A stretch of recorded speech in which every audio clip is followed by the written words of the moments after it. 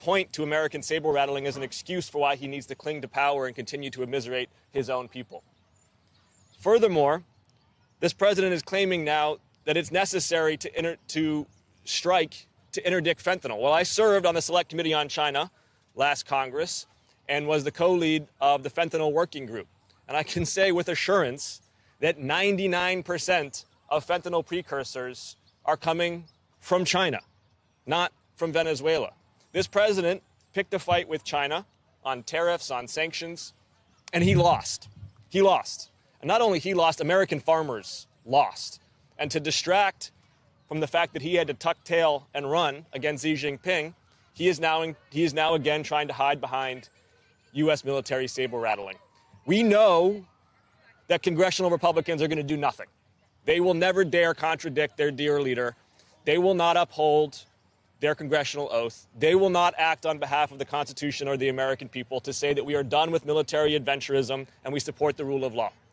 If you want Congress to reassert its rightful role and if you want Washington to focus on lowering prices as opposed to yet more endless wars overseas, we need to elect Democrats in Congress in 2026. Thank you. And now it's my honor to introduce Congresswoman Chrissy Houlihan. Thank you. And thank you, Rep. Moulton, for organizing this and us. I'm grateful to be here today. I want to start by first addressing the threats that were made yesterday against my life and the life of another 5 of us who serve here in this House and over in the Senate as well. This is not normal. This is not normal political discourse. Indeed, it is, in fact, an explicit embrace of political violence against the opposition. Not a single Republican member has condemned this call for violence, not publicly, not privately. Not a single member has reached out to me, either publicly or privately. And with this, I am profoundly disappointed in my colleagues. As a member who has spent my entire career calling for civility and decency and building relationships with the other side of the aisle, I'm dumbfounded by the silence. People have asked us why now for this video that my colleagues and I recorded. And I'll tell you, this administration, as was mentioned by my colleagues, has repeatedly shown disregard for the military process. They've ignored dozens of court orders, fired hundreds of military lawyers, and gutted critical expertise within our armed forces. Given the president's track record, we have no choice than to take President Trump at his word, because he has shown time and time again that when he threatens to abuse his power, he acts on it. This kind of discourse fosters an environment where overreach and lawlessness become more likely, not less likely, and where the risk of being drawn into an unauthorized war and conflict grows, which is why we are here today, restoring constitutional guardrails at a moment when it is urgently, urgently needed.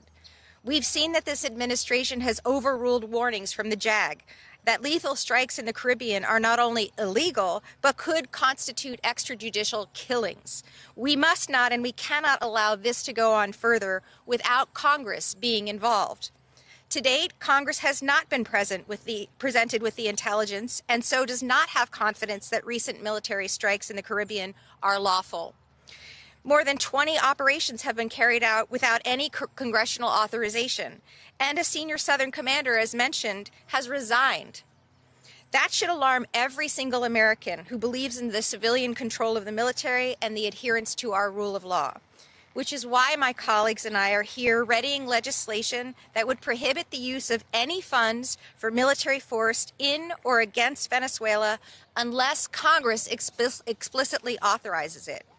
No president of any party can initiate war without the people's elected representatives saying so. That principle is foundational to our democracy, to our Constitution, and it's essential to our national security as well. We must pursue a strategy that is rooted in diplomacy, rooted in partnership and restraint, and not in unilateral escalation. So this legislation would ensure that any decision involving the use of force is deliberate, it is lawful, and it is accountable to the American people. I look forward very much to introducing this legislation with my colleagues and ensuring oversight by Congress is restored. It's my privilege to turn it over to Representative Panetta for his remarks, and thank you.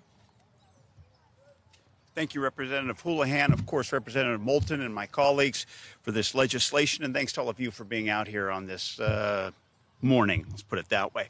Again, I'm Jimmy Panetta from the 19th Congressional District, and prior to this position, I served as an intelligence officer in Afghanistan in 07-08. I was also a prosecutor in Oakland, California, as well as in Salinas, California, in which I prosecuted gang members and drug dealers. And I can tell you, in both lines of work, we use evidence and we use the law to reach our decisions. Unfortunately, when it comes to military actions in the Caribbean by this administration, it has failed to provide the evidence, failed to uphold the law, and failed to justify its use of force.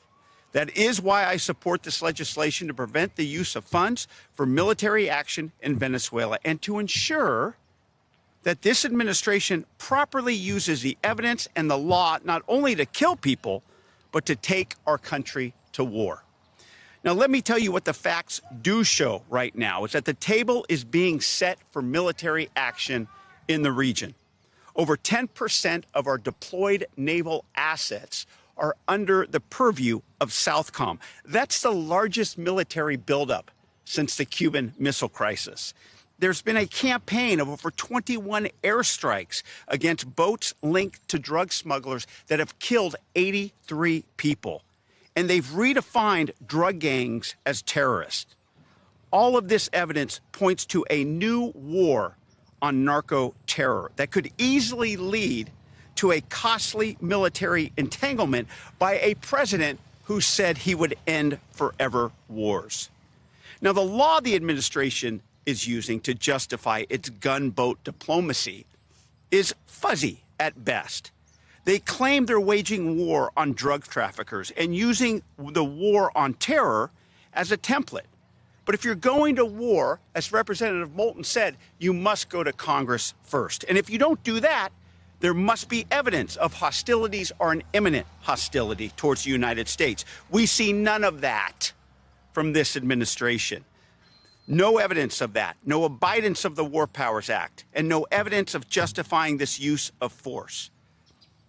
As Representative Auchincloss accurately put it, there's no evidence that fentanyl is coming from Venezuela. There's zero evidence that these drug boats are going to the U.S. Outboard motor drug boats that would take 20 stops to refuel in order to make it to the United States. There's zero evidence of a long-term strategy to go after the root causes and root sources of the illegal narcotics that are on the streets of America. What I do see, though, and what I understand is that any attack on land, bringing conflict from international waters to sovereign territory, would be an extraordinary and expensive escalation that would pull our forces and focus away from the threats in Europe and the Pacific. And ladies and gentlemen, beyond the facts, beyond the law, there are our American values and our American standards. That when we engage in military force to kill people, we don't just blow up people to declare a victory. Because when we do that, that's unconstitutional, that's inhumane, and that's immoral. That's why this law is needed, to ensure that this administration has the evidence to justify their acts, to ensure that this administration understands that we are a nation of laws, and to ensure that this administration and any administration going forward always upholds our democratic values. With that, I turn it over to our good friend and colleague, Eugene Vindeman. Thank you, everybody, for being here this morning on a very important topic. And I also want to start by addressing the president's heinous comments against several of my colleagues. So I want to start by condemning the president for calling for 6 Democratic members of Congress, all of whom are patriots, and all of whom served our country in various national security roles, to be hanged. It's the kind of thing we expect from a Saudi crown prince, not an American president. In fact, the president is currently the biggest accelerant of political violence in our country today. I want to say I'm grateful to my colleague Seth Moulton and all of my colleagues here for gathering us today as veterans of the global war on terrorism to address the lawlessness of this president. Seth and I served during the Iraq War, a war that was deeply flawed and a disaster of Republican policy. But it was, in fact, approved by Congress. The Constitution is clear. The nation can only go to war when Congress approves. This was true in Pearl Harbor. This was true after 9/11, and is still true today.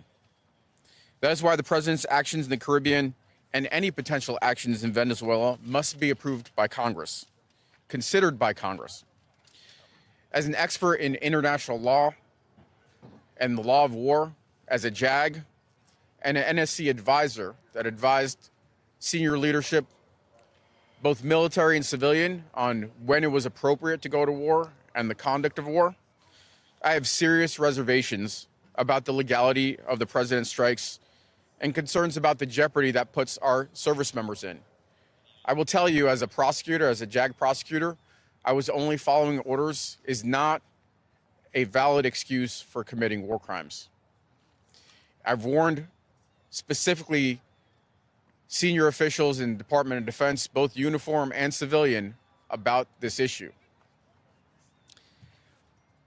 If there's a threat to our nation, we will meet it. If not, we should not put our sons and daughters in harm's way.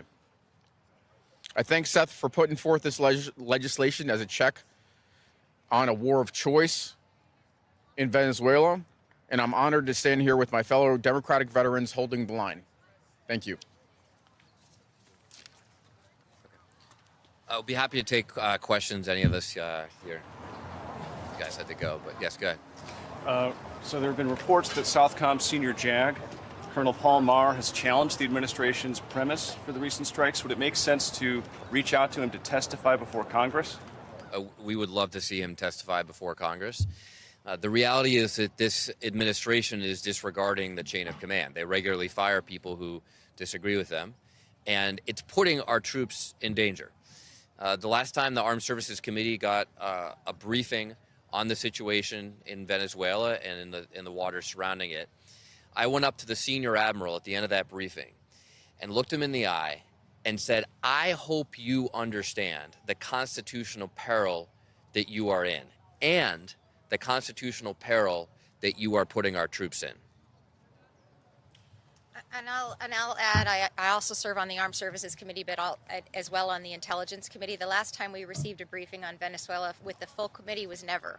And that is something that should alarm everybody. The Congress is supposed to be aware of what the intelligence is that validates and justifies these sorts of attacks. And I will say that unfortunately, because the majority is the majority, they are not interested in bringing those folks in to testify in front of us, whether by them asking or subpoenaing them. And that's a failure of this Congress and this leadership.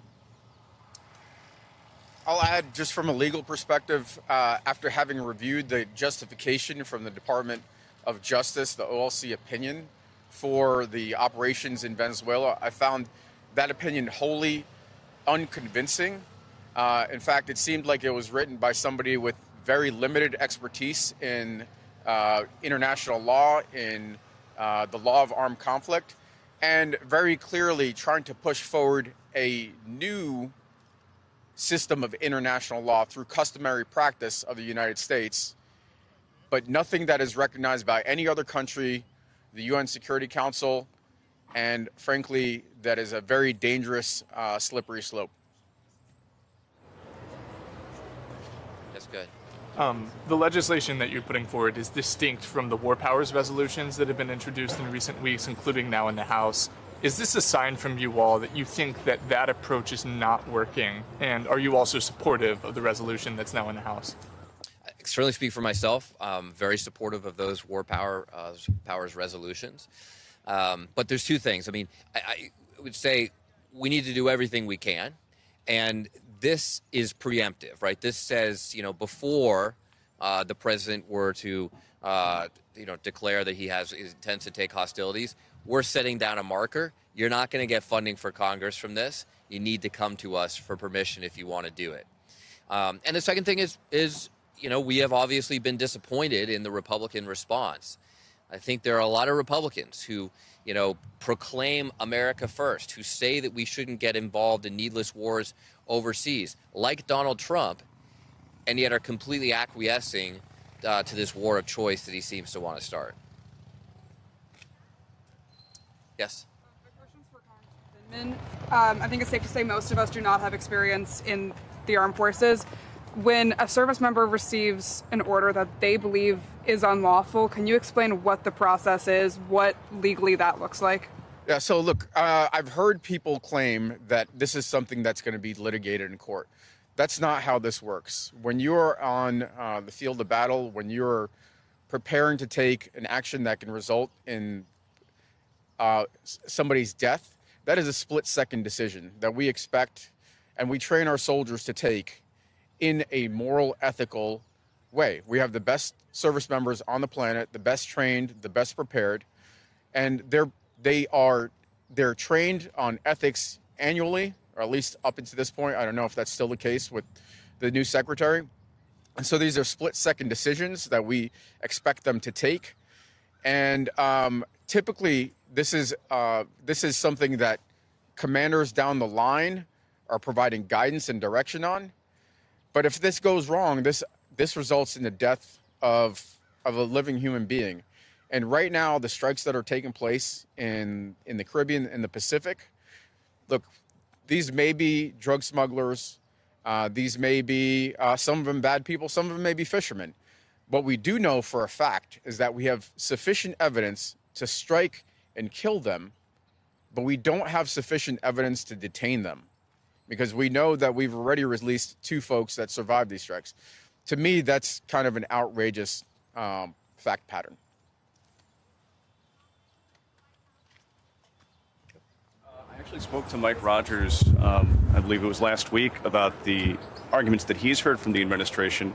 He went as far as to say that he thinks that the administration should take its argument to the American people, that there's a case to be made that he would argue is very strong for the executive branch exercising its powers in that way. I wonder, why do you think the case has not been made beyond to Congress as a whole, to the American people as a whole? Because the case is incredibly weak, and so the administration wants to keep it hidden. Look, I have a lot of respect for Chairman Rogers. I couldn't disagree more strongly with his idea that this is a case that the administration would want to share. It's absolutely pathetic. I mean, this case wouldn't survive some mock court in high school. It's self-contradictory. It's ridiculous. And the reality is that if the administration were to share this with the American people would see with their own eyes how completely lawless this is. Okay. So, look, the OLC opinion is classified, the entire thing. That is very atypical. There would actually be at least public portions of it, redacted portions of it, that would be historically releasable. We know that there are disagreements based on the reporting that y'all have made that from the lawyers. And so they are not comfortable taking a case forward when they internally, in fact, their own lawyers in the Department of Defense, folks that did the same job I did for the better part of 25 years, can't agree and can't provide legal authorizations for.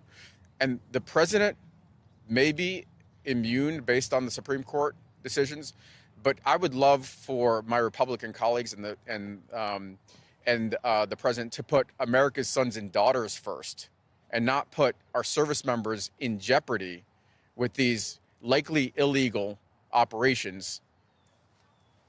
Yeah. Let me just add one more thing. When Congressman Vindman and I received the briefing on the House Armed Services Committee, a half hour before the briefing was to start, they canceled the lawyers. So every time we had a question, and it was not just Democrats, there were a few courageous, thoughtful Republicans who asked really tough questions because they too saw that this was a completely ridiculous legal opinion. And every time they asked those questions, the administration just said, well, sorry, the lawyers aren't here. Why are they hiding the lawyers from Congress even in a classified hearing?